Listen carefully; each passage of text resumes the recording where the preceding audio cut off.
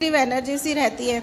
और पिछले दिनों जो भी कुछ हुआ मीडिया के द्वारा, तो मुझे लगा जब साक्षात भगवान के ऊपर मतलब पब्लिक उंगली उठा सकती है, तो फिर हम तो एक बहुत छोटे से मतलब आपके चरणों के धूल के भी बराबर नहीं है। तो बस ईश्वर से यही प्रार्थना है, गुरुजी आप मुझ पर, मेरी बेटी साथ में आई है, मेरी फ्रेंड आई है, इन पर आप अपनी कृपा बना के रखना, बस अपना आशीर्वाद बना के रखना। जरूर जरूर जरूर।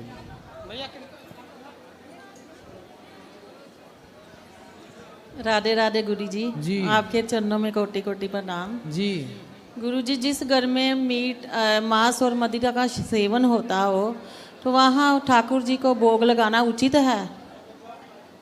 कोशिश करिए कि मांस मदिरा ना हो।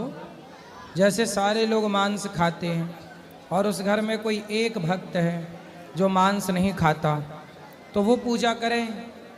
पूजा भी वही करेगा और कौन करेगा? तो दुष्टों के बीच में जैसे प्रहलाद जी थे, ऐसे आज भी भक्त लोग, किसी ऐसे घर में ऐसे भी भक्त हैं जहाँ सारे मांसाहारी हैं, पर एक भक्त है जो भगवान से प्रेम करता है। गुरुजी पिछली बार हम आए थे ना, तो आपके पति से बोला था कि हम मांस नहीं खाएंगे, वो अभी मानते नहीं। क्या उपाय किया जाए मांस और मदिरा का? कहाँ आए हैं? आज नहीं आए, वो क्या उपाय किया जाए? कोई बात नहीं, सत्संग करेंगे तो ही छूटेगा, नहीं करेंगे तो नहीं छूटेगा। तो कितने परसेंट मैं नहीं बता पाऊंगी, बताइए। है ना। वो जो परसेंट जो अभी जो विवाद छिड़ा था वो उल्टा हो जाएगा महाराज जी, सही है ना। 98% हमारे सत्य मार्ग में चलेंगे, चरित्रवान बनेंगे। वो 2% ही जो है, वो 2% ही हम मतलब कचरा कहना चाहिए। सही है, कचरा कचरा हो जाएंगे। तो मुझे आपसे एक ही अनुरोध है, आप जिन्हें भी दीक्षित गुरु बना शिक्षा देते हैं, उनको आप यही माँ का कसम दिला दीजिए कि वो रामचरितमानस का 5 दोहा नित्य करे। क्यों नहीं हो सकता है? 10 मिनट लगता है। जरूर मैंने जरूर बोलेंगे, जरूर जी। और एक अनुरोध और है, माँ कसम सिर्फ माँ 2 चीज़ में उपयोग में आती है। एक माँ गाली के लिए आती है और एक माँ कसम के लिए आती है। तो आप कसम को इसी में आप उतार दीजिए प्लीज़। आपके कोटि कोटि प्रणाम। जरूर भैया, जरूर जरूर। सही है, माँ को माँ की गाली भी देते हैं लोग। माँ शब्द गाली के लिए कभी प्रयोग नहीं होना चाहिए। माँ की गाली कभी नहीं देनी चाहिए किसी को, क्योंकि माँ चाहे आपकी हो चाहे मेरी हो, माँ तो माँ होती है। इसलिए माँ की गाली ये बहुत गलत है। गाली कोई भी ना हो, कोई भी गाली बुरी ही है, पर माँ, बहन और बेटी, ये गालियाँ नारियों के नाम पे गालियाँ क्यों बन गई, मुझे ये समझ में नहीं आता। माँ की कसम लोग खाते थे, लोग कहते थे माँ का दूध पिया हो तो ये काम करके दिखा, ये दूध की आन थी। तो माँ की गाली के लिए नहीं बनी है माँ। माँ की कसम खाकर कहो कि कभी झूठ नहीं बोलोगे, सदा सच पर चलोगे, भगवान का चिंतन करोगे, और माँ की इस कसम का सम्मान बना रहे। माँ की कसम जाए ना बेकार, व्यर्थ ना जाए। सही कहा मैया आपने। एक अनुरोध और है महाराज जी। जी, अनुरोध है, आज्ञा करिए। आप इस पोज में बहुत अच्छे लगते हैं, इस पोज और इस पोज ऐसा ना करिएगा। कौन सा पोज? ऐसा बहुत सुंदर लगते हैं। जैसे आप ऐसा करते हैं ना, तो हमारा दिल धड़कने लगता है। प्लीज आप ऐसा मत करिएगा। ऐसे टाटा ना करें। नहीं करना है। ठीक है। आप मेरे पुत्र की उम्र के हैं, 89 आपका भी है, 89 मेरे पुत्र का भी है जी। मैं फिर आपको पुत्र नहीं मानती, आपको मैं गुरु ही मानती। नहीं नहीं, मैं आपका पुत्र ही हूँ, ये मानिए। आप माँ हैं, आप मेरी। राधे राधे प्रभु जी। जी जी, मैं गगन कबीर अमृतसर से। सर, मैं मार्च में अपने घर से भाग गया था मुंबई में। तो मुंबई घूमते घूमते मैंने सिद्धिविनायक टेम्पल देखा। तो उस एक मूर्ति में मैंने कई सारे देवी देवताओं को देखा। सही है। तो उसके बाद मेरे साथ जो अनुभव हुआ प्रभु, मैंने बोरीवली में अपना फ़ोन किसी बाथरूम में चार्ज लगा दिया। मैं नहा के वहाँ से निकला, पहुंचा मैं दादर, लेकिन मैं इतनी नींद में था मुझे स्टेशन याद नहीं रहा कि मैं किस स्टेशन पे था। दादर से मैं पूरा दिन भ्रमण करता रहा, पूरे प्रक्रिया करता रहा उसकी परिक्रमा। तो मुझे एक बांसुरी सुनाई दी, बहुत भयंकर, जैसे कोई आपके साथ चालाकी कर रहा है कोई। मैंने उनके पास गया, मैं उनसे माफ़ी मांगी, मुझसे कोई गलती हुई तो मुझे माफ़ कीजिए। उसके बाद 12 नंबर प्लेटफॉर्म पे जैसे सारा दिन बंदा चलता है, थक जाता है, मैं गिर गया। तीन साधु थे जो बैठे थे मेरी राइट साइड पे। मैं उनके पास गया, उठ के मैंने तीनों को माथा टेका। मैंने उनको कहा जी आज सारा दिन मेरे साथ ये हो रहा है। तो उन्होंने कहा हम पाठ कर रहे हैं, तुम आ जाओ 5 मिनट बाद। मैं 5 मिनट बाद आया। उनमें से एक जो ब्राह्मण थे, उनके चेहरे पे बहुत तेज था प्रभु, इतना तेज कि जैसे कोई भगवान ही हो। जब मैं आया मैंने सिर्फ उनकी आंखों की ओर देखा, मैंने कोई सवाल नहीं किया और मैं नीचे बैठ गया, आसन का जप किया। जब मैंने आंखें खोली 1 मिनट में तो वो कोई भी नहीं वहाँ पे था। मैं इस जगह पे बैठा था, आंखें खुली तो मैं इधर था। और उसके बाद मैं 3 दिन मुंबई में पागलों की तरह घूमा हूँ बिना टी शर्ट के। मेरे सपने में एक ब्राह्मण आया, उसने मुझसे पूछा वो कौन थे। मैंने कहा जी आप ही के जैसे थे। उन्होंने अरदास की अब ये राधा राधा करता राधा रानी के चरणों का हो जाए प्रभु। उसके बाद बाबा प्रेमानंद महाराज जी आए। इन्होंने पूछा जो संत थे और जो राधा रानी है वो दोनों एक हैं। तो आज से 8 दिन पहले प्रेमानंद महाराज जी पूछते हैं अगर कोई माता पिता अपने बच्चे की बात नहीं सुनती तो उसे क्या करना चाहिए। मैंने उन्हें कहा कि जी त्याग करना चाहिए, त्याग करना चाहिए। तो वो उसी दिन मैं घर से निकला, मैं आ गया इधर बिना एक भी पैसे के। मैं वृंदावन यहाँ से जहाँ माता रानी का है स्थान वहाँ, और फिर यहाँ, और सही है। आज मैं आपके सामने। सही है, खुश रही। भगवान की कृपा कहीं भी किसी भी समय किसी पर भी हो सकती है। प्रभु पर मैं वापस नहीं जाना चाहता, मैं यहाँ पे सेवा करना चाहता हूँ। आपके माता पिता हैं? जी हाँ जी है। आपके भाई कितने हैं? हम दो भाई हैं, एक बहन है। तो आपके भाई बहन का विवाह हो गया? जी हाँ। आप सबसे बड़े हैं कि छोटे हैं? मैं सेंटर वाला हूँ। तो आप घर क्यों नहीं जाना चाहते? जी मेरा मन बस अब चाहता कि मैं भक्ति करूँ, सेवा करूँ। तो क्या घर में रह के भक्ति और सेवा नहीं हो सकती? हो सकती है सर, पर फिर? उस तरह मुझे भगवत प्राप्ति नहीं होगी।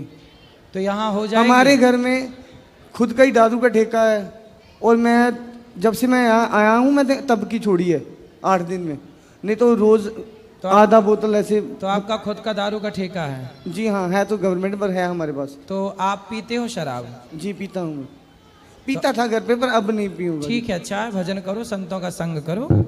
और आपका विवाह नहीं हुआ? नहीं जी। और सर मैंने भागवत गीता की कसम खाई है, मैं कभी भी शादी नहीं करूँगा। क्यों? मर्जी है सर मेरी। वही तो पूछ रहे हैं, मर्जी है आपकी, पर क्यों? मर्जी ठीक है, आप ठीक कह रहे हैं, फिर भी बता दो हमें क्यों नहीं करना है, क्या दिक्कत है? सर जब एक बार किसी इंसान से भरोसा उठ जाता है तो दोबारा करना किसी इंसान के भी बस की बात नहीं। तो किससे भरोसा उठा आपका? किससे भरोसा उठा? थी कोई अपने थे कुछ। मतलब कोई लड़की आपको धोखा दे के चली गई? जी हाँ उसी प्रभु। के गम में भटक रहे हो? सर 14-15 साल हो गए किसी से बात नहीं की। आप कितने साल के हो अभी? पता नहीं सर क्यों। अरे अभी आपकी आयु कितनी है, एज? मेरी होगी सर 29। 29 साल। जी। और आप 15 साल से प्यार कर रहे हो एक लड़की से? जी हाँ। तो जब आप 15 साल के थे, 14 साल के, तब से प्यार कर रहे हो? नहीं सर। है तो क्यों? आपकी आयु 29 है और आप बता रहे 15 साल से है, तो आप 15 साल पहले कितने साल के थे? सर 15 का नहीं, 15 का कैसे हो गया? 18-14 की हुआ। हाँ 14 के थे। हाँ तो तो 14 सर- साल से प्यार कर रहे हो। जब 14 साल की उम्र में आदमी, लड़का 14 साल की उम्र में कुछ नहीं समझता। अरे सर आजकल तो बच्चे 7-8 साल के बच्चे को पूछो वो भी कहेगा ये मेरी गर्लफ्रेंड है। मैं तो इस वजह से संन्यास लेना चाहता हूँ कि मैं नहीं ये सब देखना चाहता और बस। तो आप तो देख चुके? हाँ जी देख चुका हूँ, पर मैं नहीं। सही है, सही है। तो आप जिस लड़की से प्रेम करते थे वो कहाँ चली गई? सर उसकी शादी हो गई। तो आपने क्यों नहीं कर ली उससे शादी? अरे वादा उससे किया था तो शादी किसी और से क्यों? हाँ नहीं तो आप, वो उसने आपसे क्यों नहीं किया? उसने वादा नहीं किया था? सर उसके घर वाले नहीं माने। फिर फिर आपके वो लिए मुझसे 5 साल बड़ी थी। अच्छा, आपसे बड़ी थी। जी। तो बड़ी थी तो इसलिए आपने विवाह नहीं किया, उसने नहीं किया? उसने नहीं किया कि बच्चा है अभी, हैं? अरे सर, बड़ा तो हो ही जाऊंगा कभी ना कभी। तब से आप गाना गा रहे होंगे, दिल मेरा तोड़ दिया उसने। सर मैंने सर जी, मैंने एक श्लोक लिखा है भगवान शिव को समर्पित के। नमन कृतज्ञ प्राणी है वो शक्ति के स्वरूप को, हर कण में वो बसे अनेक नाम एक रूप को। वो शुरुआत है, वो अंत है, वो दिन है, वो रात, गुरबाणी में लिखी हुई वो हर एक बात। वह सर्व कला मंगला, कला के शीश देवता, वही विनाश काल, वही बस रहे हैं सब जगह। वे काल हैं, वे अकाल हैं, वे महाकाल हैं। उनसे प्रेम करके देखा उनकी मित्रता कमाल, उनसे प्रेम करके देखा उनकी मित्रता कमाल। सही है, सही है। आपको किसी लड़की से प्रेम हुआ और लड़की के बाद अब भगवान से प्रेम हो गया, अब आप जी। सही हो गए। जी। पर ये बताइए कि लड़के ने आपको धोखा दिया कि नहीं? छोड़ो सर, क्यों किसी के बारे में कुछ बात करने। तो वो मतलब आप अभी भी प्रेम करते हैं उससे?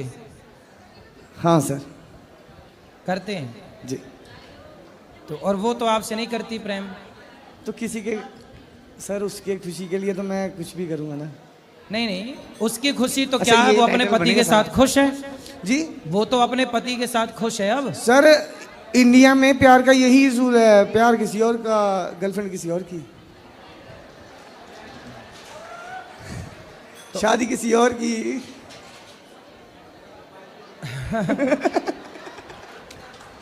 आपकी वाली ने तो गजब कर दिया, दिल में आपको रखा, ब्याह किसी और से कर लिया। हाँ जी अब सर। सुनो, अब उसने तो आपको भुला दिया, जी हाँ। आप भी भूल जाओ। इस पे ना मैंने एक शेर लिखा था, आपको सुनाऊं? अरे शेर बकरी बाद में सुन लेंगे, वो सुन लो। पहले आप ये बताओ कि उसने आपको भुला दिया, अरे आप सर, भूलोगे कि नहीं? मेरी जब लास्ट टाइम उनके साथ बात हुई थी तो उन्होंने कहा था कि मैं, कोई ऐसा दिन नहीं है आता जब मैं तुम्हें याद नहीं करती। तो बोले शादी काहे कर ली उससे फिर? वो घर वालों की मर्जी। तो अब आप ना धीरे धीरे उसे भूल जाओ और उसको खुश रहने दो। यदि आप उसे याद करोगे और वो आपके चक्कर में कहीं अपने पति को निपटा के आ गई तो पाप लगेगा उसे, आपके चक्कर में एक हत्या और हो जाएगी।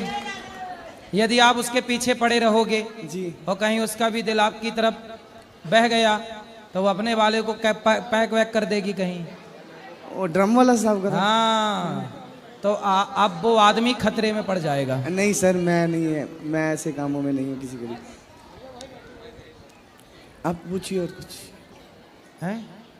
अब आप ऐसा करो जी। कि जब आप कह रहे हैं कि मैं उस लड़की को भूल नहीं पाया और आप कह रहे हैं कि मैं भगवान से प्रेम करता हूँ, हाँ। तो जो सर, पहले इसका ना एक रीजन है। हाँ। जितने साल मैंने अपने दोस्त के साथ बात की ना, कहते यार जितनी तपस्या तू उसकी कर रहा है इतनी भगवान की करता तो भगवान साक्षात आ जाते। तो अभी सुधर जाओ, अब भूल जाओ, अब अरे भगवान भूल की शरण गया में ना आ सर, जाओ। ये तो आपने बात शुरू की थी कि हाँ किसकी वजह से ये हुआ धक्के खा के पहुंचते नहीं, हैं। तो अभी भी तो आपके अंदर उसके प्रति है ना कुछ, आप कह तो रहे हैं ना कि मैं प्यार करता हूँ अभी भी, जी हाँ। तो अब भूल जाओ ना, जब उसने उसको खुश रहने दो। अब ठीक है सर। आप भूल जाओ और आप अपना मन भगवान में लगाओ, माँ बाप की सेवा में लगाओ, समाज की सेवा करो,